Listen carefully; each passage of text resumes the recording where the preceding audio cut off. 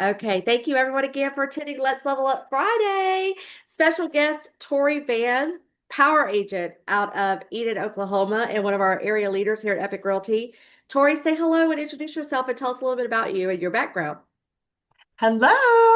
Like I said, I'm in Northwest Oklahoma. I was born and raised here. I was born in Enid. I actually was raised about 20 miles outside of Enid on a farm, so I was a farm girl. Raised driving combines, and we had cattle and all that. I think that's where a lot of my work ethic comes from, for sure, was growing up on the farm. But I have two adult children. My oldest is 31, and she has given me two beautiful grandchildren that are literally the light of my life. Benson's five, he'll be six in October, and then we have a almost 5 month old. And then we have a son that's 25. He is actually kind of in our real estate industry. He is an abstractor. Oklahoma is still an abstract state. I think we're one of, I think, five or six left. But he's an abstractor. And actually, my daughter also has her real estate license. She doesn't actively practice, but she is an investigator for Child Protective Services. So she works for DHS, and but she does have a real estate license. I've been really trying to get her to get back into it, but so she I needs the love that health it's a insurance. family business. Two of Yes. my two daughters also have licenses, not currently practicing, but it is definitely a family business. And two of my sisters have licenses, and they're both on this call today. And Oh, so that's I love funny. that real estate can be a family business and keep those ties close by. Yeah, and my Um, husband is actually also a realtor too. So he got his oh, license about 2 years after me, and he's an Epic agent. He specializes in commercial land. But he does do some residential stuff. But yeah, he's a full-time realtor with me. So we do it as a kind of, we work loosely as a team, but so. gotcha. So I always ask on Fridays, what did you do before real estate and what inspired you to transition into this industry? So can you tell us what you did before real estate? Yep, I spent 22 years in the medical field on the administrative side. I spent 20 years, I was a coder. I coded op reports. I worked for a billing company and did billing and collections and data entry. And I sat at a desk and did the exact same thing every single day. Was getting burnout, and I actually met Kathy Fowler. We ran half marathons together. We met through our local running club and became friends. And she was trying to talk me into get my real estate license, and I wasn't sure if it was the right thing for me. And I took a job as an administrator with the hospital, and so I did that for 2 years. And I was just burnt out. I was just ready to do something different. And Kathy just kept bugging me. And there was one day I had a really, really bad day, and we actually ran a race that evening. And she said, "Are you ready to get your license?" And I said, "I think I am." And the rest is history. I quit my job and got my license and went in head first. I love that. And I love Kathy Fowler. If you have not had the pleasure of getting to know Kathy, she's an amazing woman, an amazing agent and leader. So you got hooked up with the right person for sure. You were blessed. I am for sure, and she's still my mentor. And Yes. she's the reason that I'm at Epic, and so yeah, she's a big reason why I am where I am now. Awesome. Well, I know you've created a successful business and we want to jump right into it and respect everyone's time. They're here to find out how you grew, how you did it, and how they could do it too. So when we talked last week, we discussed that you were able to build a very successful business without relying on any paid leads. You told me you've never bought a lead ever. So everyone Never. listening to this call right now, that's huge. Most of us realtors have paid for leads at some point in our career. And you also didn't rely on high-tech systems to grow a business. So how did you do it?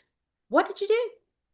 So I think for me, and like I was saying, coming from a farming background, like you just got to get your hands dirty and you got to be boots on the ground. And that's really what I did. The first thing I did is I went through my database, and basically, I mean, I had an old school address book, and I went through my address book and I went through everybody that I could get an address on. And I sent out 500 postcards when I first started and said, "Hey, I am in real estate now. I'd love to help you. I was born and raised in this community. Let me know." That was the very first thing that I did. And really just reaching out and getting involved in my community. I was already I was already involved in my community, and so I had those connections already, and which I think is a lot of the reason why I am where I'm now. And I know we talked a lot about that when we first talked, Vicki. Being involved in my community and being so immersed in my community is 100%, I believe, why I've been so successful. So you're not a secret agent, but how do you have those conversations with your sphere and with people in your community without sounding salesy? Like, how do you turn an everyday conversation in a relationship you already have into an opportunity to help someone? Yeah, so I never approach anything as, hey, do you want to buy a house? Or hey, do you want to list a house? I kind of go at it from the back end of it is in the means of making them, or not making them, but hoping that they earn my trust and get to know me and know that I'm an honest person, that I am an incredibly hard worker. And they see me, I volunteer with Downtown Main Street. They see me at First Friday working my butt off. I'm running all over the place and helping people and making sure everybody knows where the bathrooms are and making sure everybody knows where everything's at. And I think that transcends into them knowing that, I sell real estate. And if I work that hard for free, in at an event, then they know that I'm going to work my butt off as part of, as how I earn my living. So I really think that's a lot of it. I love that. So you don't just talk about your value, you live your value. I show And it, yeah. you show up and you show out. And we can all do that. There's something in all of us that we're passionate about. And if we take that passion and we put it into practice and show our value and show our work ethic, then people will naturally want to use us for real estate, right, Tori? Right. It's not about joining a board and saying, "Hey, I'm on the downtown Main Street board." Like you have to show people that you are on the board and that you're here to make your community better. One thing that we all need to be an expert. We all need to be an expert in real estate. We need to be an expert in contracts. But one thing I think a lot of people overlook is being an expert in your community. Know where your trail systems are. Know where the best pizza spots are. Know where if your kids are into karate, know where to send them for, karate, just stuff like that. I mean, really get to know your community and get to know what your community offers.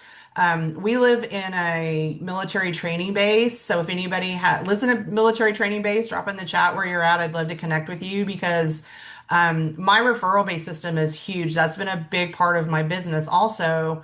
And so when we have military people come in, they're from all over the country. They've never even heard of Enid, Oklahoma when they come in. So instead of my first conversations with them, instead of, how many bedrooms do you need? What's your price point? Where do you have an idea of, floor plan? We talk about what are your interests? Are you a walker or runner? Do you have kids? Do you like to go to parks? Do you have pets? We have three great dog parks here. I make those connections first before I go right into what kind of house do you want. So I think that too has been a big part of why I have so much repeat business because I'm developing that relationship with them and I'm learning about them and their lifestyle before what it is that they're wanting in a home. I love that. Yes, it is a relational business, not a transactional business. And so we have to focus on relationship building before we can focus on a sale. That is so true. So kudos to Exactly. you for approaching your new clients with that start. Now you told me a story, and I'm going to see if I can trigger your memory on this one because it's been a few days. But you did tell me a story where you were just being kind and consistent with someone, and that turned into a client or a referral that you weren't expecting. So where have you just been, Tori, and just helping someone, and that has turned into something you weren't expecting? I know we talked about it. Um, Using your I memory. honestly, I honestly don't remember what story I told you, but one of the things and honestly, I'm going to tell you, I know this isn't the story I told you, but this is one of my favorite stories that just me being me has really turned into something. So we were on vacation in Puerto Vallarta, and my husband and we were just hanging by the pool, and we just struck up a conversation with two guys that were sitting next to us, and just, hey, what's going on? Where are you guys from? Well, they were from Tulsa, about 2 hours from here, and he was a real estate agent. And he worked for McGraw over in Tulsa, and we exchanged information. And since then, I have sent him two referrals, and he has sent us three. So just by being friendly and introducing myself to someone that's sitting next to me halfway across the world. In fact, we have 140 acres right now that my husband and I have listed that that we listed for his friend.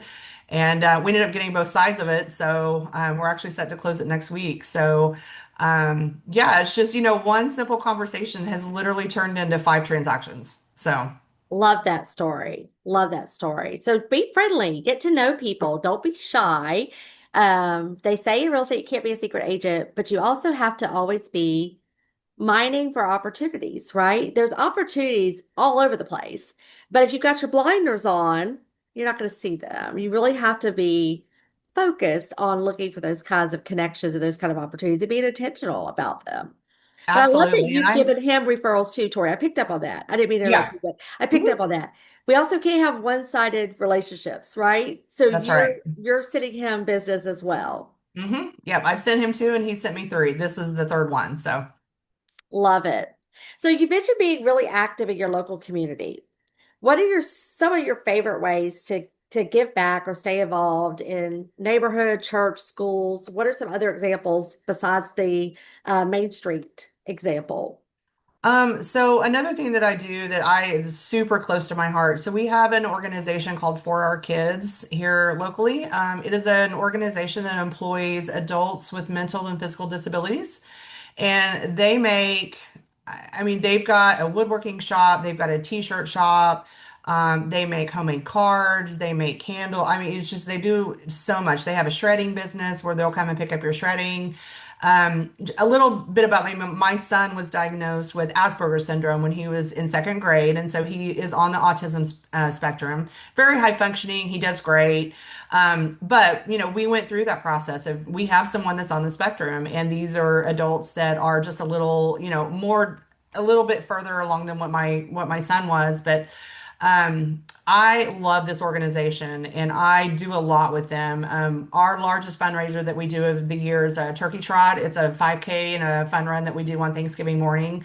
I organize that for them every year. I've done it for I think 7 years now, and we've been able to raise almost $100,000 over the 5 years that we've done it for that organization. So, and a lot of times what I do with my volunteer is I trade out advertisement. So another example is I volunteer. We have a minor league basketball team here in Enid, and I do all their PR work for them. So I have a contract with them. They do not pay me a penny. I trade out advertisement, and so they run my logo on the board during the games. They announce my name during the games. Plus, being a part of the PR and the public relations, that I'm up in front of everybody. So I'm introducing myself. I'm Torrie Vann with Epic Realty. I am the public relations for the Enid Outlaws and, whatever we're doing. So people then recognize my name, with the Enid Outlaws. And I think I've been involved with them for 4 years now. And I think I've probably closed close to a dozen transactions from people that I've met directly through being in that organization. So I'm telling you, people see you working hard. And they see you everywhere. And my goal when I started was I wanted people when they thought of real estate in Enid, I want them to think of me. Like that's my goal. Yes, and I know they do because you are closing a ton of volume in Enid, Oklahoma, a dot on the map, right? You are a Right. power agent, which means you're doing at least 24 deals a year or 10 million in volume, which is our prerequisite to receive that status. So we know you're a hustler, you're closing a lot of deals.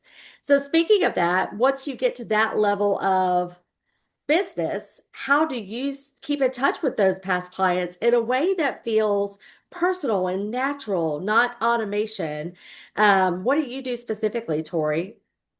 I still send handwritten notes. I mean, I know it's kind of old school, but I don't have a CRM that's going to automatically send those out because I just feel like that's too impersonal. And I know we kind of talked about a CRM. I have an Excel spreadsheet. That's how I keep track of my clients. When I close a deal, I enter the date we close, the address, their name, and their email address. That way, I always, if I need to email somebody about something, but if I see that it's their anniversary or their birthday, I'll drop a card in the mail, or I try to do the house anniversaries of when they closed. That's something that I do. But honestly, we live in such a small town. We have about 40,000 here in Enid. I see my clients everywhere. So anytime I see them out, I make a point to go over there and give them a hug and, hey, how are you doing? How's the house? Do you need anything? And sometimes they do. It's like, oh my gosh, I'm having this trouble with my roof. Can you please help me? And I make sure that I follow up with them and take care of them even after the sale. I mean, I do just as much work after we close than we do before. I mean, that's the key is making sure you take care of them even after you close. One thing I tell every single client when we close is, I know that we close, but that doesn't mean that I'm not your realtor anymore. I am always your realtor. You can call me at any time. Love So that. just doing that personal touch. I mean, one thing I do too, Facebook is great for birthday reminders. I don't just do a birthday post when I see it's somebody's birthday. I text them or I'll send them a video message. Hey, happy birthday. Or I'll send them a GIF. I'm a big GIF person.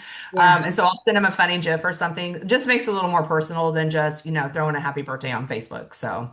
And Facebook's made it so impersonal that all the little automated happy birthday posts that you just click to send doesn't really, it's not as impactful as that personal video to their cell phone. Yeah, and I've Um, actually found too, I've started doing them the day after and doing belated. I have a really funny GIF that I use for belated birthdays. And when it was you get overwhelmed on your birthday because you get 500 messages and you just get tired of seeing yeah. them, but you don't get any the day after. Or maybe sometimes you'll get one or two. So sometimes I'll do them the day after, but the personal text Intentionally. You're like, oh, it's her intentionally, yes. birthday, but I'm not going to text her till tomorrow. Yes. Yeah. And a lot of times if I see it, I'll just schedule a post for the next morning. And so that way I won't forget. But I do Yeah. most of the time just send a text because it's just a lot more personal. Yeah, I love that. So you talked about not using a CRM, and I think CRMs, I mean, we have Lofty here at Epic, but there's so many out there. They say the best CRM is the one you're going to use. But if you and I talked and I told you I'm not a CRM girl. I went through my first, gosh, 20 years of this business without even using a CRM. I had Excel spreadsheet also. And I still love my Excel spreadsheet. I'm an Excel junkie. But so it can be done. CRMs are great tools, and if you're good at it, you use it. It's a great tool. I'm not going to knock CRMs, but you don't have to use tech to be successful. It is again a relationship business. So, what would you tell agents that feel like they don't have budget to buy leads, they don't have the time or the tech background to dig into deep into CRMs? What would you tell? How would you encourage them? So I love training new agents. That's one of my favorite things. And the first thing I tell my new agents to do is get in those open houses. That is when you're going to start seeing. When you've been in the business, like I hate open houses, I'm not going to lie. But I mean, if I need to do them, I will. But these new agents, I'm telling you, this is how you connect. And what I have them do is I have them create a or a QR code with their social media stuff on it or their website, whichever one they want to do. And I have them frame it. And so when they come in, say, hey, scan and give me a follow. And that way they're making that connection with people. One thing that I've never done in open house, which I've never had my customers that have come in, I've never had them sign in. And I get a lot of pushback from that from a lot of agents. Well, how do you follow up with them? I don't because and I have had people that have told me I like coming to your open houses because you don't push me to sign anything and I don't have to worry about you bugging me and calling me. And so when they see I have an open house, they want to come because I'm not going to be pushy. And so I think that's a big thing like I said, I get a lot of pushback on that because, like, a lot of people want to sign in and they want to know who's there. And I just keep a tally on my phone, how many people come in. And I use my notes on my phone on the feedback that I get and I screenshot that and I send it to my sellers so they can see what everybody's seeing. But open houses is huge for new agents and just getting involved, getting out there, let people know that this is what you do now. Volunteer at the food kitchen and wear your Epic shirt or whatever brokerage you're working on. My first year, I wore my name tag everywhere I went. And it was probably the third or fourth month of having my license. I literally picked up a buyer at the grocery store because I had my my name So badge that on. story's true when they say you could get a buyer in a grocery store checkout line by wearing a Absolutely. name tag. I was checking out, and my little bagger guy said, "Oh, you sell real estate? I was thinking about buying a house. Can you help me?" Absolutely. So I handed him my card. He called me, and we bought a house about 2 months later. That's awesome. Yeah. I love that So yeah, story. I encourage my new agents to get a name tag, wear it, and wear your gear, wear your baseball cap. I'm everywhere I volunteer, I have an Epic shirt on, so Yeah. people know that that's what I do for a living. I've Yeah, got mine on too. I don't leave the house without it. Yeah, I love that. You got to brand yourself, right? Got to yeah, definitely absolutely. work Let on everybody branding. know that that's what you do for a living. So, a couple of other questions, then we're going to open up to Q&A. I appreciate this so much. And it's so funny how, you guys, you have to come to these Friday calls because you're going to get so many different perspectives on how high producing agents are crushing it, but with completely different ways of doing it. Tori doesn't have anyone sign in an open house. She doesn't want your name, your number. She's not going to even follow up with you. Last guest I had said you can't even walk into his open house. He won't even let you in the door unless you sign his check-in list. So, it's just funny, right? Because these are Mhm. very successful agents. So there is no right or wrong way of doing it. You just have to do it, right? And Okay. do what's comfortable with you, because if you're comfortable having people sign in, then that's probably if that, sometimes people say that that's their, opening up a conversation. I mean, I'm not a pushy salesperson. I'm just Yeah. not. And I tell my buyers, I'm not going to call you every day. Hey, what do you think?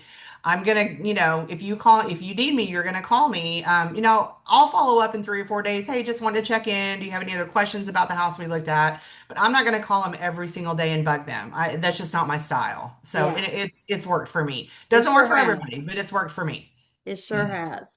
Okay, so let's talk about market and mindset. So, what keeps you grounded when market shifts or things get hard? Do you have any like daily routines or mantras that you lean on to help you through the tough times? Um, I have a personal trainer, and I go to her 2 to 3 days a week, depending on my schedule.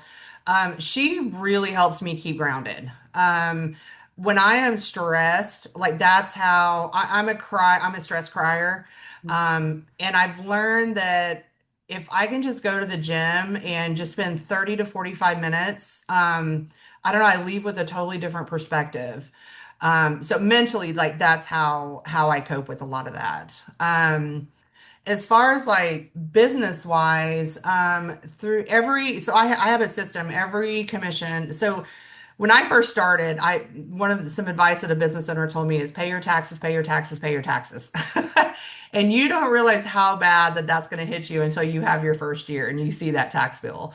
And so every single closing, I put 20% in a tax account. I put 20% in my backup account. And so that's how I handle that. And so I make sure I always have money in that backup account. So you're going to have months, 2 or 3 months, you may have a month where you don't have any closings and you still got bills you have to pay. So that's what that backup account for is. Not very often do we have to pull from it, but there have been times that we do have to pull from it. But that's why it's there. I think that helps keep my stress down. That, if a deal falls apart, a day before closing, I'm still going to be able to make my house payment, or I'm still going to be able to, I'm still going to be able to buy groceries. Mhm. And starting that process, and if there's any new agents on the call, do that. I mean, do it from day one. Start setting that money aside, because I mean, it's feast or famine. It is. I mean, 1 month you're rich and the next month you're poor. I mean, that's just the That's way real so estate true. works. So, It's a roller coaster industry. That's yeah, great advice. And I would even encourage agents on this call that have been here in this industry for 15 years to start it now. Like it's not too late to absolutely. start, but it's great advice for a brand new agent. And find an accountant that is versed in real estate. I'm telling you, the first, I think, 5 years of my real estate industry, I mean, we just had a regular accountant that really hadn't done any real estate. And I was paying way more than I should have. I realized once I got hooked up with a real estate accountant. And she sat down with us and explained everything that was deductible, wasn't deductible. I can't even tell you how much money she saves. So start a tax account, start your rainy day fund or your backup account, whatever you want to call it, and get a really good real estate accountant. I mean, those are the three things that are just super, super important to be able to just not, if you have a bad month, you still have to pay your bills, and knowing that you have that money there to do that really helps the stress. Great advice. What's one simple thing that anyone on this call or that's watching this replay can do this next week, starting Monday, to start building a people first business like your business is? What's one thing they could do? Find something that you're passionate about and just go volunteer. Just show up. And show up in your gear. Let them know that, that's what you do for a living. Don't talk about it. I don't talk about it. Hey, I'm over here. I'm selling real estate. Like I just happen to have my t-shirt on and I'm setting up cones and I'm, setting up food trucks and setting up tents or whatever it is that I'm doing. And document it. I mean, like if you guys don't follow me on social, I'd love for you guys to follow me. I do, I, people make fun of me because of how much I share. But I say it all the time. It's not about how much you do, it's how much people think you do. I mean, that's a lot of it too. I mean, really, if they see you on social media always out and about, helping the community and volunteering with for our kids and volunteering wherever, like, oh my gosh, she's a go-getter. That's somebody that I want to, help me buy or sell my house. Take pictures of it very, and just, hey, whatever. So that's what I would say to do.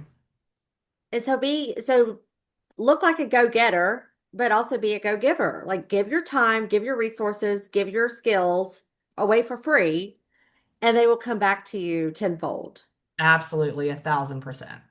Yeah, I love that. So what's lighting you up right now, Tori? What's next on your goals list? What's going to happen what can we see you do in the next year or 2 years? Well, I was actually just talking to my broker about this yesterday. We have 6 agents in Enid now. My goal is to get to 10, and I'm wanting to open up a brick and mortar. I want to have an actual office space for my agents to be able to, come in and meet clients and print and copy. And the math, I think I need to get to about 10 agents to, make it worth it. My husband, like I was saying, he's a realtor and he's getting ready to take his broker's test. I don't want to be a broker, but he's so good at that kind of stuff, and so I think that is our team goal is to get that brick and mortar opened. And in our community, I think that's a lot of the pushback, not really pushback, but that's some of the reason why a lot of agents are telling me they're not wanting to make the move. They really need somewhere to go because they don't have, printers and scanners at home. So I I think can't that's remember something the that last needs, time I printed anything. yeah. I'm really trying to think about when's the last time I needed to print something. And when I did, I just went to the UPS store in my town and just said, print this off for me, please.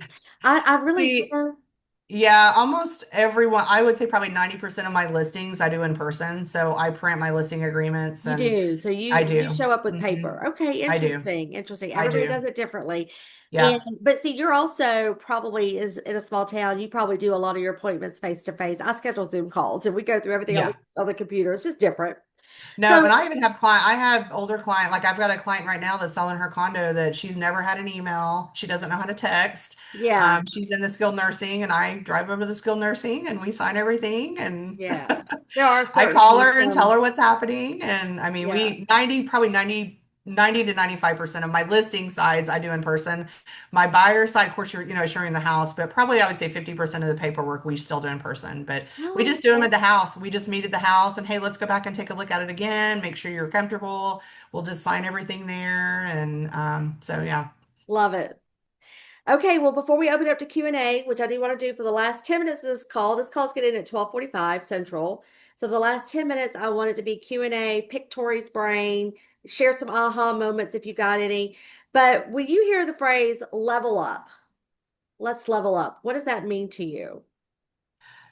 To me, it's never stop learning. I am so big into education. I am a CRS. I've been a CRS for 8 years, I believe. I did that my second year. And for those And I'm that actually, don't know what that means, Tori, tell oh, it to our certified, sorry, audience. certified residential specialist. Yes. So it is a designation that I specialize in residential properties. It's through the Residential Real Estate Council. If anyone, it's a fantastic designation. My referral network through CRS is amazing. The education is top notch, and it's just I've actually served on the state leadership committee with them too. So I think I have been talked into going back into the education chair of the Oklahoma RRC this year. So I'm getting back involved with that.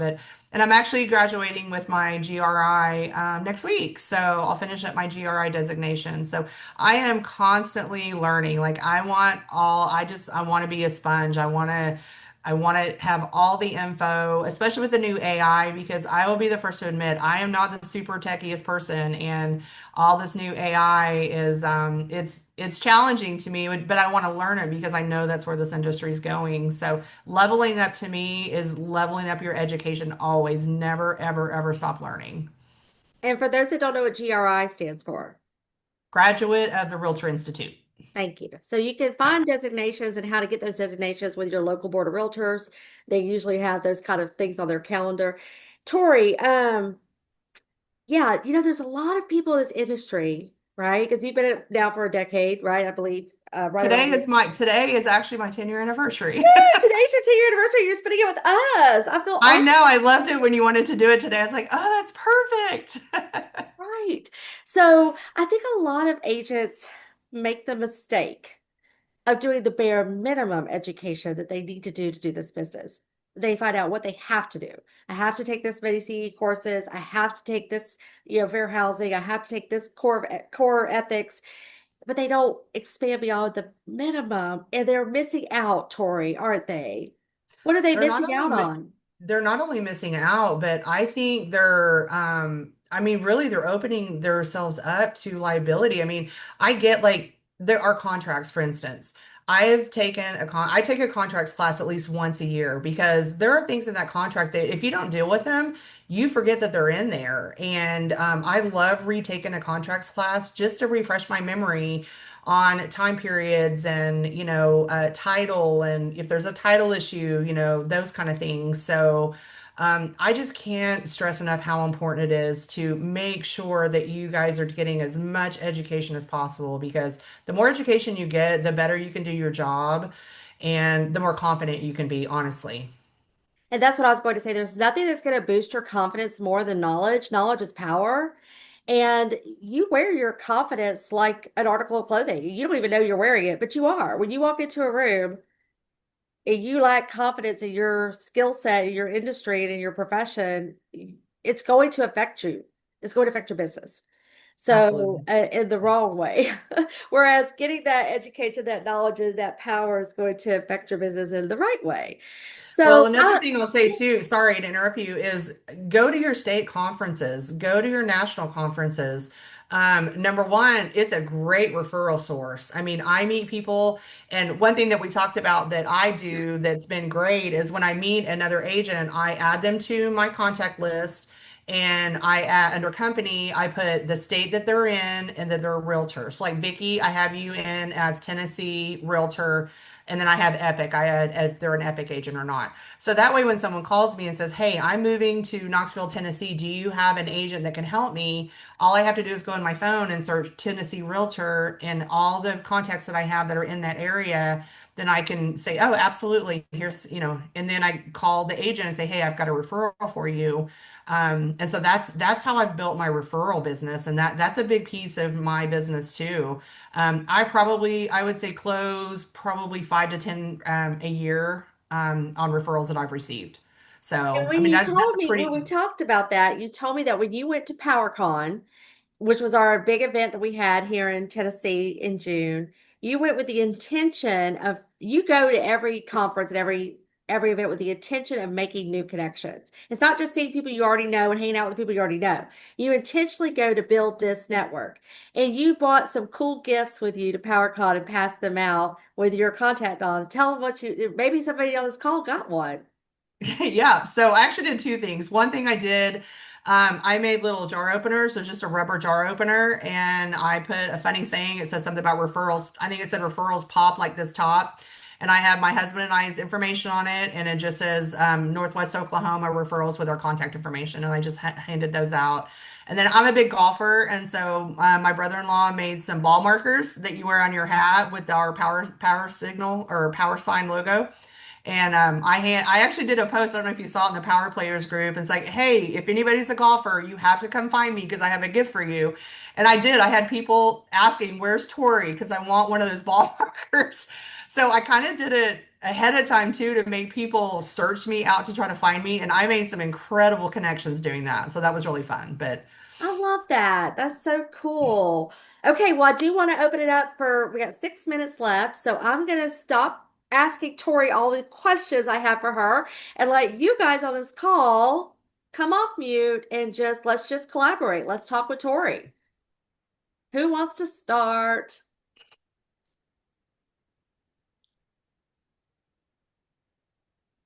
Don't be shy.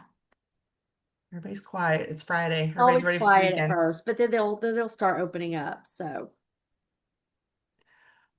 Mindy, are you looking for your, there you go, Mindy. What you got, girl? I didn't write any notes down. I'm in a very busy office today, so I That's missed a okay. good portion of the first. What was the very first question that you asked her?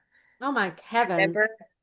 The very first question I asked her, well, we talked about creating a successful business without relying on paid leads or high-tech systems. How do you turn everyday conversations and relationships into opportunities?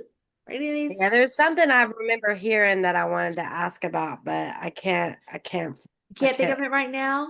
Okay. Well, come No. back to us if you think about it. Or Oh, follow me on social media and send me a follow her message. on social See if you think media. about I it. literally, I literally sent your friend request as soon as you did that. Awesome. I'm Perfect. not a pushy realtor either, so I think that's where I fail when doing open houses, but I try to encourage agents to do them because it is a way to get experience, to talk to people, to hear questions, answer questions, and it just gets you a little bit more comfortable in the game. But I'm also not the one that will follow you around, see if you're working with a realtor, ask you to sign in. So the other part of me thinks it's like a big waste of my time. So it's hard to commit to that,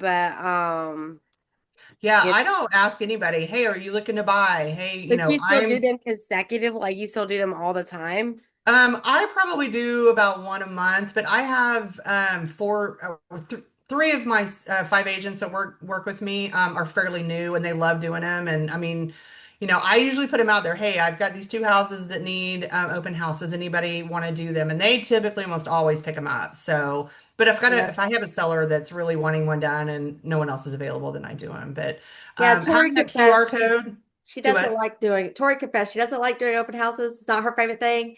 But at the Right. beginning, Same. it is one of the best things to do. And then whenever Right. you're making the kind of consistent income to where you don't have to rely on that source anymore, then you can decide not to do them. But at the beginning, you really should buckle down and like Well, dive no, into them, yeah, right? I agree with that, but it sounded like she'd made herself known in the community that people like to go there because she doesn't hound. So I just didn't know if there was like another way you were doing that to make it be known like that. And I guess the only other thing that I really liked is your volunteer thing. That's a great idea, to just get out there and wear your shirt and volunteer. So I still have kids in school. Uh, I need to Yeah, I kind of mean, get a little bit more PTA. I involved. mean, yeah, you have kids in school. When my kids were in school, I was on the booster club on the sports booster. So just, find something that you're already integrated in and, just try to level up your volunteerism. There you go, big Yeah. time. Level up Yeah, your no. volunteerism. There you go. Let's Yeah, level and Love up. just that.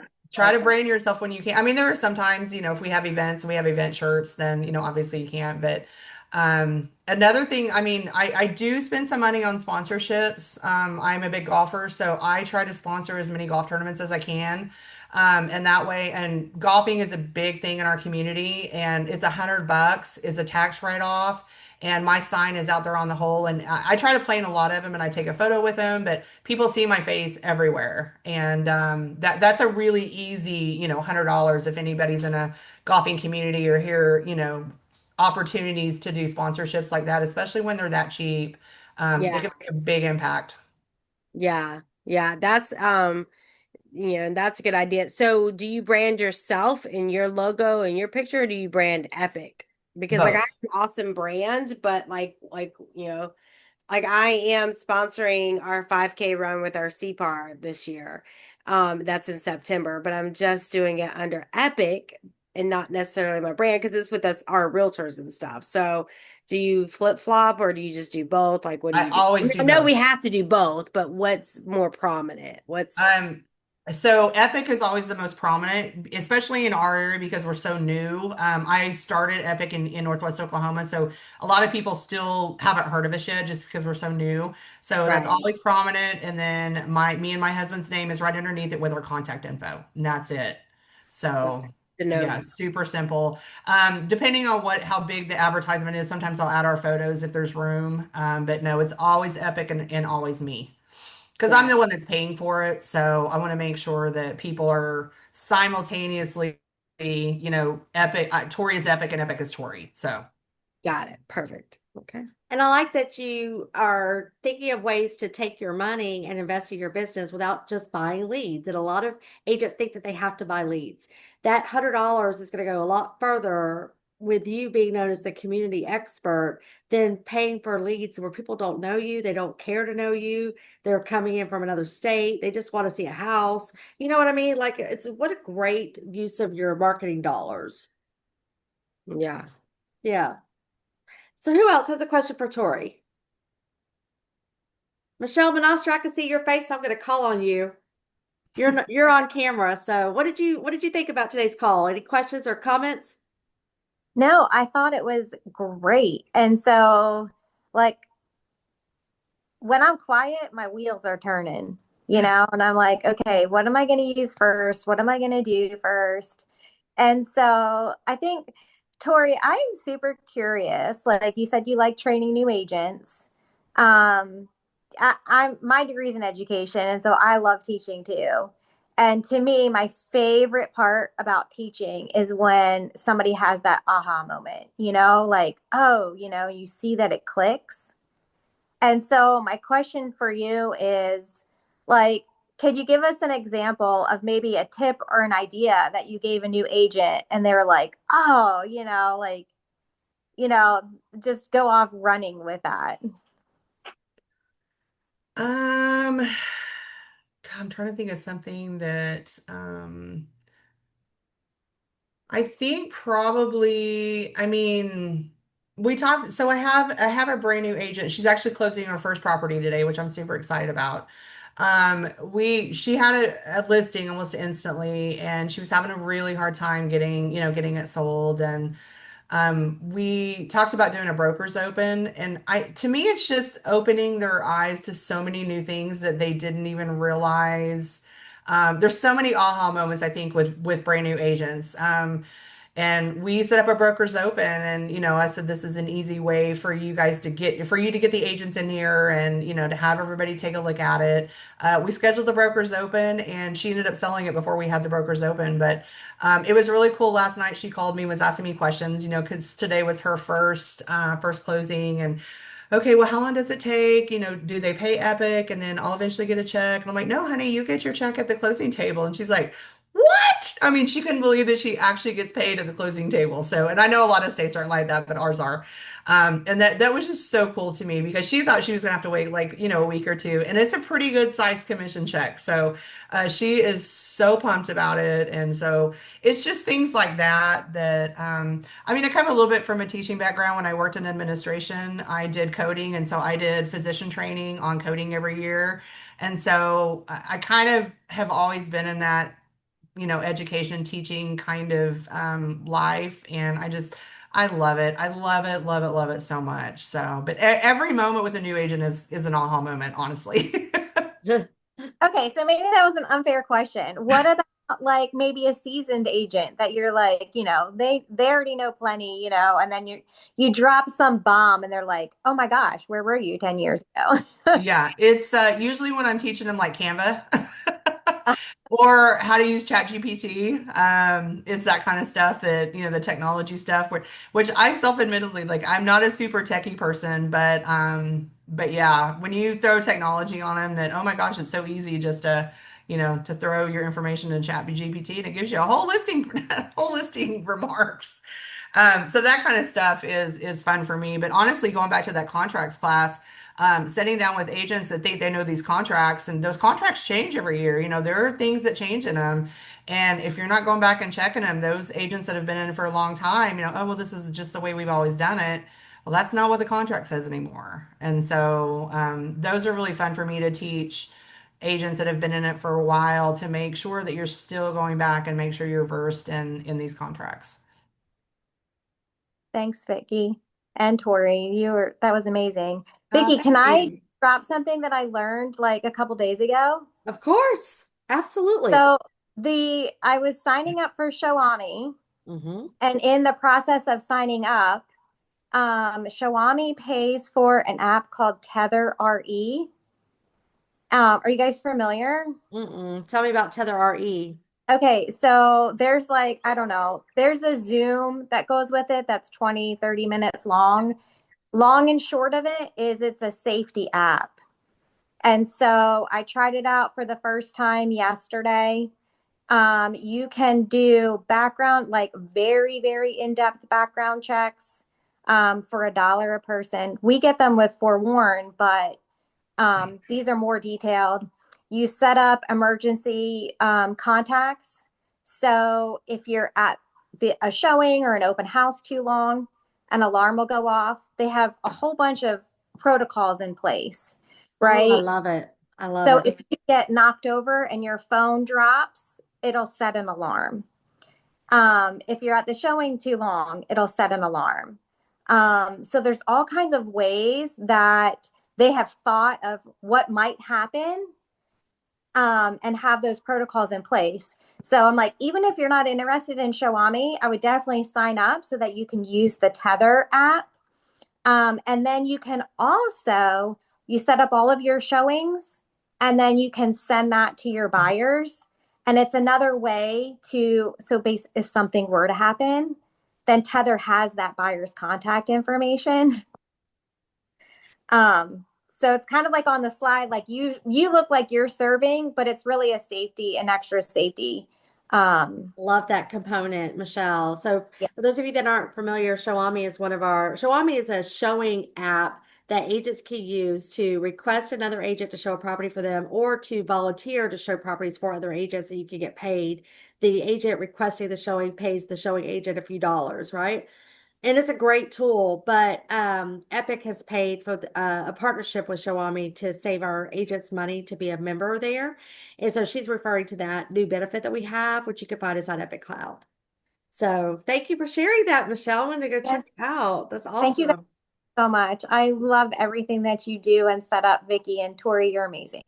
Thank you. Thanks for coming today. Michelle Manostra out of Florida. All right. Does anyone else have a last minute burning desire or comment for Tori or for me? We're happy to help while we're here. I appreciate everyone being on the call today. Thank you for asking me to do this, Vicky. I really appreciate it. Oh, I yeah. wasn't like I told Vicky when she first called me, I really, I told her I said I don't use the CRM. I really don't have systems. I really don't know what I could share. But hopefully I was able to share a little bit with you guys that might help you a little bit. There are so many different ways to do this industry. And I think we all get into this trap of comparing ourselves to other people. So this agent's doing everything. They're running their CRM. They're making calls from 8 to 12. They're systematic. They're regimented. They're disciplined. I have to be like that to have a successful business. And that's the mind trap we get ourselves in. And it's just not true. We have to find out what works for us, but we have to run a business like a business, whatever that business plan looks like. I just talked to Chris Rains. I had him on a call last week, not this call, a different call, but anyhow, I had him on my new agent accelerator series last week, and he's super successful. He's the number one volume producer in the state of Tennessee. Most of his business comes from, is everybody listening? His kickball club. He plays kickball. And that's where he's made great relationships. After the kickball game, he goes to the bar with the guys. He's drinking beer. He's talking, and they're not talking about real estate. but they fall in love with him. And then when they find out he does real estate, he's a natural referral. Anytime somebody asks anybody on that kickball club, hey, does anybody know a realtor? I'm thinking about selling my house. They're like, you got to use Chris. You got to use Chris. Like, this is number one lead source. And he pays more than you. That's exactly it. I mean, That's and exactly that's it. exactly what's happened to me. I mean, I feel like I'm flying by the seat of my pants most of the time. I mean, I'm just, I'm But you're not. not, because you're not sitting at home waiting on business to come to you. That's You're right. getting out, you're getting in the community. I think that's another thing that a lot of new agents make the mistake of doing. They pass the test that they work really hard to study for. They cram, they study, they pass the test, they get their license, and then they expect their friends and their family to just start giving them business. And that's not the reality. The reality is that they've got to build a business. And I like to use the analogy of opening a restaurant because I come from a restaurant background. My whole family does, right? So all of my analogies are I'm a restaurant owner in my previous life. So my analogy is if I'm going to go open up a restaurant, there's a lot of work that goes into preparing to open it, right? You have to get the menu, you have to buy the food, you've got to turn on the lights, the power, the decor, the tables, all the things. You got to get ready. But then once you open it, you can't just sit back and wait for the people to come in. Okay, I've built this amazing business. I've got this great restaurant. It's got great food. Where are the people? You got to get the people to come.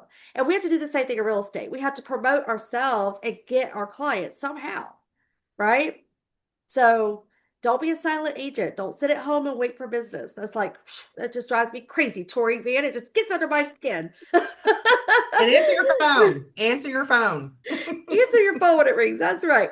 Okay. Well, thank you so much, Torrie. You are a blessing. I appreciate you being on this call. And everyone go add Torrie to your social media and watch what she does, duplicate what she does. Can't wait to hear about your successes when you reach out to me and say, oh my God, Vicky, Torrie Vann talked about doing this and I went and did this and I've got a new buyer, I've got a new seller, I've got this happening. So share your wins with us. We want to hear back from you, right, Torrie? Absolutely. That fuels my fire for Fuels sure. it. All It right, does. guys. Have a great weekend. Thank you so much. Bye.